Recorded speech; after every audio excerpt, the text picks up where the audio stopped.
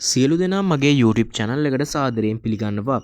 අද මම මේ වීඩියෝ එක ගෙනල්ලා තියෙන්නේ 2025 වර්ෂයේ අපොස්ස සාමාන්‍ය පෙළ විභාගයට මුහුණ දීලා ප්‍රතිඵල අපේක්ෂාවෙන් ඉන්න නංගිල මාලියට ඔයගොල්ලෝගේ ප්‍රතිඵලය නිකුත් වෙන දිනය සම්බන්ධව මේ වෙද්දී නිවේදනයක් නිකුත් වෙලා තියෙනවා. මේ නිවේදනය මොකක්ද?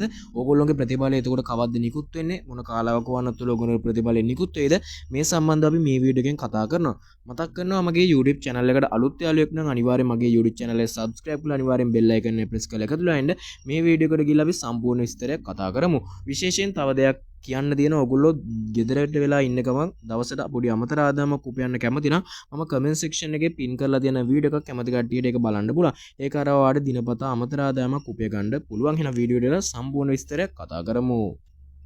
මේ විදිහට ඔයගොල්ලන්ට බලා ගන්න පුළුවන් අධ්‍යයන පොදු සහතික පත්‍ර සාමාන්‍ය පෙළ 2024 වරහන් 2025 විභාග ප්‍රතිඵල ජූලි මාස 3 වෙනි සතියේදී පමණ නිකුත් කිරීමට හැකිවනු ඇති බව විභාග කොමසාරිස් ජෙනරාල් AKS ඉන්දිකා කුමාරි ලියනගේ මහත්මිය පවසනවා. එමෙන්ම විභාග ප්‍රතිඵල නිකුත් කරන බවට ඉකුත් දිනවල සමාජ මාධ්‍ය ජාලා ඔස්සේ ප්‍රචාරණය වූ විවිධ පුවත් සාවද්‍ය බව විභාග දෙපාර්තමේන්තුව නිවේදනය කරනවා.